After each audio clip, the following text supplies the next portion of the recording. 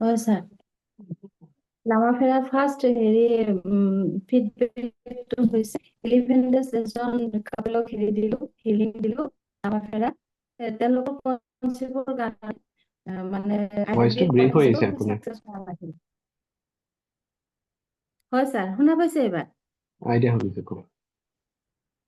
মানে লামাফেৰা ফিডবেক দিবৰ কাৰণে ফোন কৰিলো দুটা ফিডবেক আছে এটা নিজৰ আৰু এটা ক্লায়েণ্টৰ তো ক্লায়েণ্টৰ মানে হেৰি প্ৰেগনেঞ্চিৰ ইছ্যু আছিলে এবাৰ কৰাইছিলো হেৰি হোৱা নাই সাকচেছ হোৱা নাই তাৰপিছত 11 days লামাফেৰা হিলিও নেক্সট মান্থতে পজিটিভ ৰিজাল্ট আহিছে মোক ভিডিঅ' বনাই দিব আপোনাক শ্বেয়াৰ কৰিম ভিডিঅ' এতিয়া মানে 3 মাহ হোৱা নাইতো মই হেৰি কৰিব মানা কৰিছো ছাৰ আৰু ছেকেণ্ড ছাৰ মই কওঁ লামাফেৰা হিলিং দি ছাৰ এটা ক্ষেত্ৰত দেখিছো মানি ফ্ল' বহুত হয় ছাৰ বঢ়িয়া।